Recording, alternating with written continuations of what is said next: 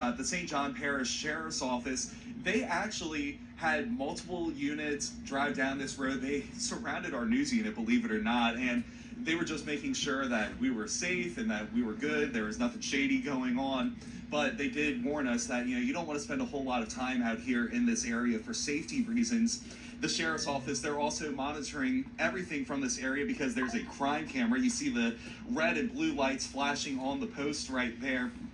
But as we were driving out here today, of course, we're dealing with sort of that new... All right, so this is y'all's first report. I had to come to my house, work on my weather station real quick because this is the best weather to come do it. And it's raining. We've had some 25-mile-an-hour gust here. It is 2:10. This is September 11th, just so everybody knows. But I live behind a cane field, as y'all can see right here.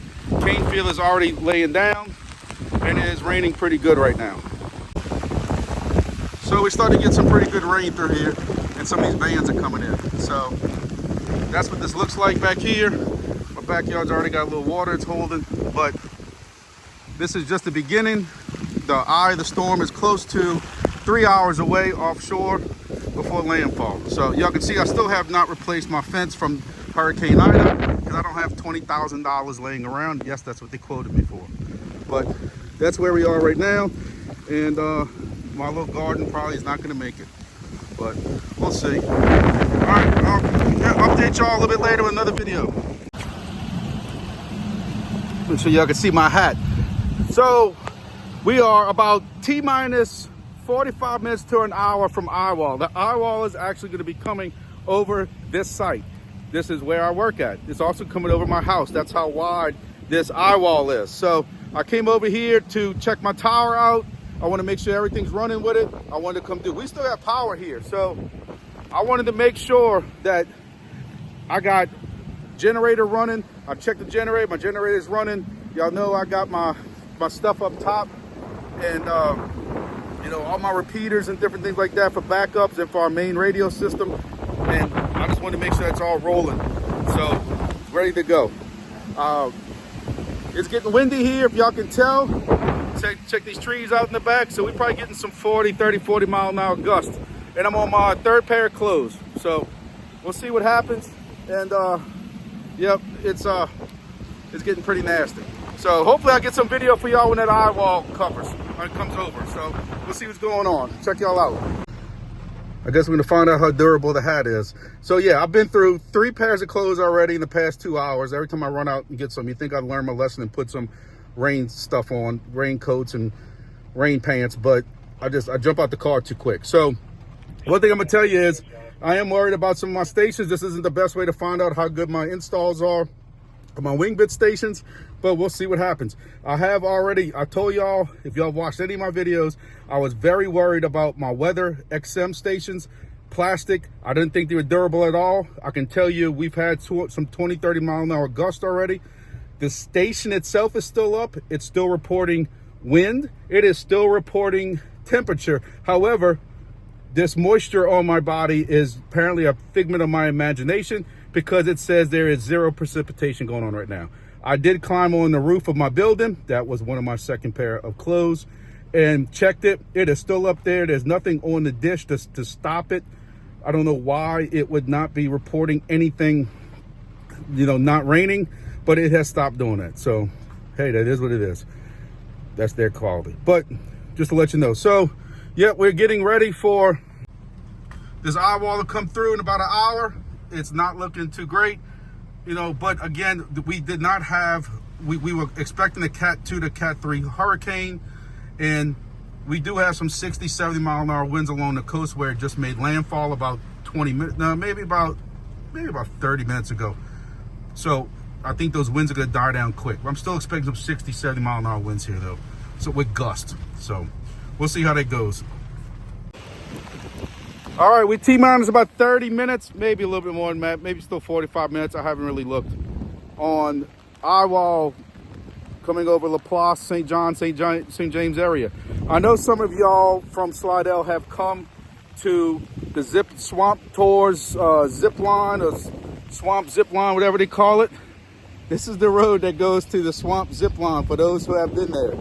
So you can see we ain't making it. So yeah, that goes about another, I'd say 2 or 3 miles down the road to get to Lake Pontchartrain.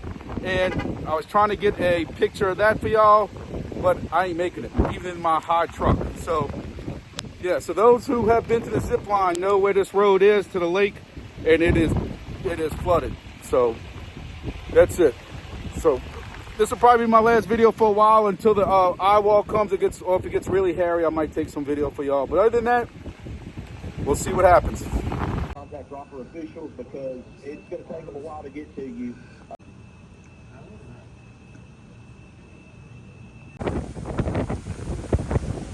Alright, here y'all with your Channel 52 news. This is South Louisiana, currently getting 40 to 50 mile an hour winds steady, sustained. I haven't seen what the gusts are yet, but this is what we get.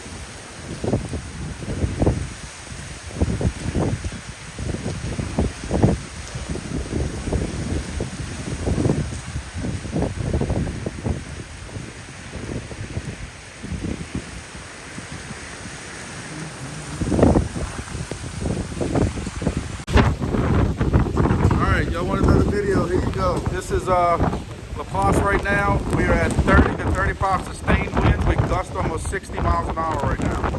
So I saw the picture, if y'all haven't seen it yet, at my house. My house is getting rocked right now, but I can't do anything about my house when work comes first.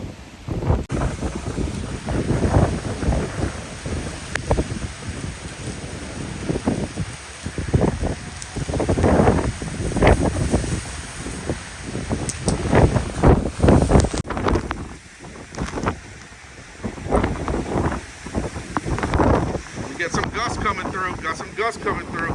We were at 35 to 40 sustained, so I don't know what this is.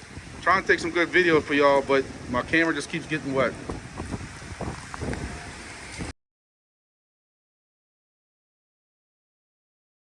All right, just so I can give y'all an update, it's 9:15, about 2 hours since the last video I did. We still got 35 sustained winds right now. We're getting gusts to 60 miles an hour. And it is still raining. I have started to move again, luckily, but it is moving right now. So I know we got flooding in the streets and everything like that around here, but it's gonna be a busy, like I said, I've been out working since 8 o'clock this morning, and my night is just starting.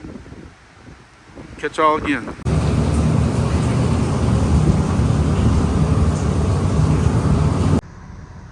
Alright, so we made it through the night. We got some flooded roadways and stuff. This is the off-ramp that comes on the interstate. This is the on-ramp that goes onto interstate.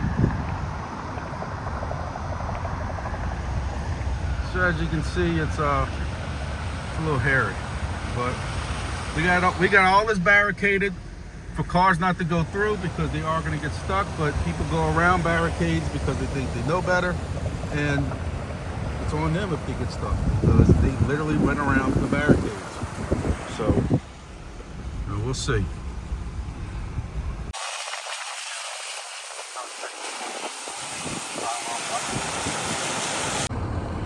All right, this is our road yesterday that we saw,